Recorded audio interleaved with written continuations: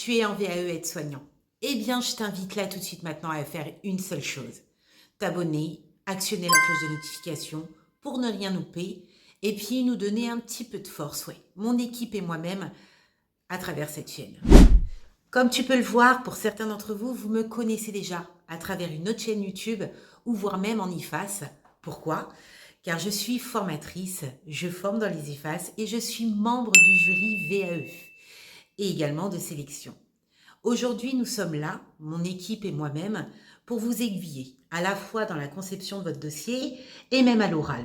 Certains d'entre vous, vous êtes peut-être accompagnés par des organismes accompagnateurs, France, VAE et je ne cesse. Et vous pensez que cela n'est pas forcément très efficace. Eh bien, je vous comprends. Tout va dépendre de l'accompagnateur que vous allez avoir en face de vous.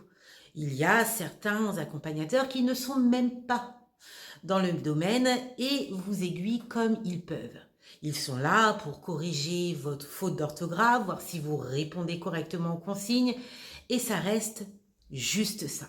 Les entraînements en oral, on en parle, c'est pas très riche. Et l'entraînement théorique, est-ce qu'on en parle aussi? C'est pas suffisamment riche. Eh bien, nous sommes là. Je t'invite là à prendre une feuille et un stylo. Dans les précédentes vidéos, nous avions parlé de l'activité 1. On va poursuivre et tu vas vite comprendre pourquoi on poursuit. Parce que c'est la base, c'est le commencement. Et une fois que tu as compris ce cheminement, tu comprendras également le reste. Nous avons travaillé sur la rubrique A, mais également sur la rubrique B. On a vu que sur la rubrique A, qu'il ne faut absolument pas négliger en listant vos actions, eh bien, de marquer des contextes de soins que vous avez pratiqués au sein de l'établissement dans lequel vous avez travaillé. Dans la rubrique B, nous avions vu qu'il était important à la fois de présenter le résident, le patient, et de développer votre situation en faisant le lien théorique. Oui, il faut en dire, mais pas trop non plus. Car ce livret 2 n'est pas non plus un PowerPoint de cours. D'ailleurs, il y a une notice qui te le fait dire. Par contre, il faut développer et mettre du lien théorique par rapport à tes actions que tu mènes. L'objectif est de pouvoir montrer aux membres du jury que tu connais ton métier. Tu as un savoir, un savoir-faire et un savoir-être. Aujourd'hui, on va parler de la présentation du résident ou de la patiente. Alors souvent, vous avez été ASH ou AVS, AES, voire AMP, menant des tâches aide-soignant.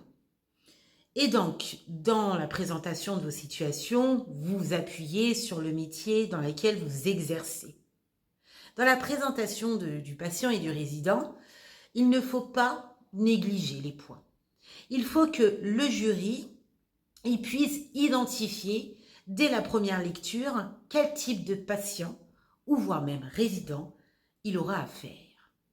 Et pour ce faire, les points essentiels sont bien sûr la préservation de l'anonymat. Monsieur, madame, D, A, Z, X, etc. Ensuite, l'autre point essentiel est de donner l'âge du patient, de la résidente, le pourquoi elle est rentrée dans l'établissement et surtout quand est-ce qu'elle est rentrée dans l'établissement. Il va falloir également parler de ses pathologies.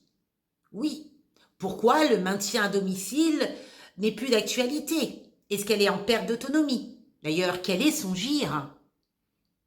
Vous pouvez également parler de ses traits physiques, son IMC. Calculez son IMC, donnez-moi sa valeur. C'est important qu'on puisse identifier, sans même la connaître. De parler également de sa vie. Est-ce qu'elle est mariée, a des enfants, personne de confiance, sous tutelle, sous curatelle, tout ça on en a besoin. Ou bien même, est-ce qu'elle touche une aide personnalisée à l'autonomie, type l'APA? Et ça, il faut le stipuler. A-t-elle aussi des pathologies, des traitements, des chirurgies qui ont été menées il y a quelque temps? C'est important de connaître tout ça. Par rapport à sa dépendance, moi, en tant que jury, j'aime savoir. Est-ce qu'elle se déplace seule, cette personne? Il faut le mettre. Est-ce qu'elle porte un appareil, une prothèse dentaire, inférieure, supérieure, ou un appareil auditif? Comment elle se déplace? En déambulateur, fauteuil, canne?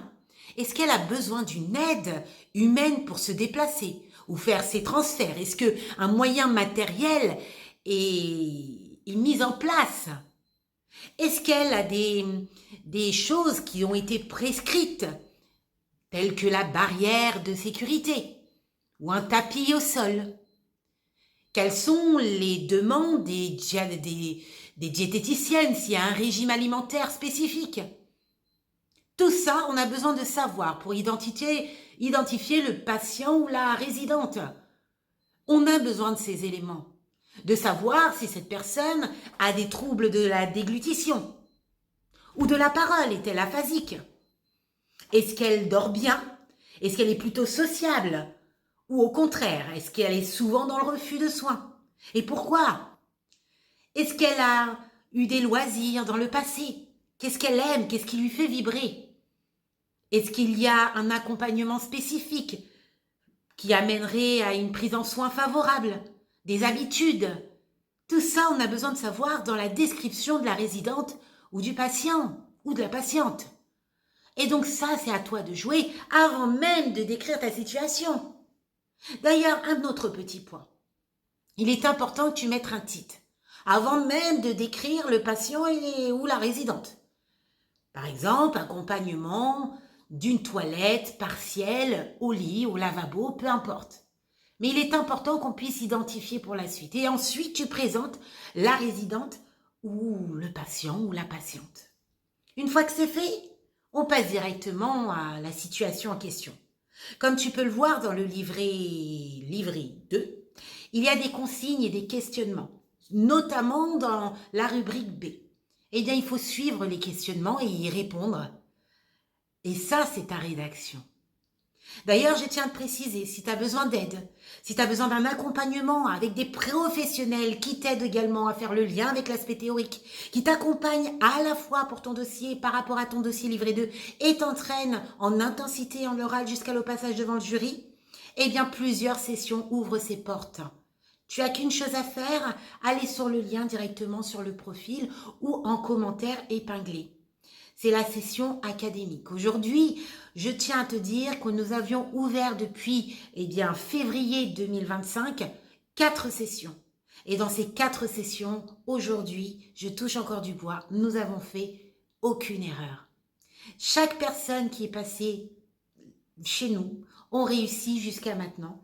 Et j'espère que cela perdurera avec nos conseils, notre accompagnement et surtout, ils détiennent leur victoire parce que c'est grâce à leur motivation, leur envie de réussir qu'aujourd'hui ils arrivent à là. D'ailleurs, je laisse un petit message à toutes ces personnes diplômées. Félicitations les collègues. Dans la prochaine vidéo, on va travailler sur la rubrique B en détail comme nous avons fait ici pour la rubrique B et la présentation du patient ou de la résidente. Et ensuite, nous allons travailler sur certains points théoriques. Et nous allons continuer, poursuivre activité par activité. Je te dis à très vite pour une prochaine vidéo. Reste connecté. C'était Héloïse Margotet.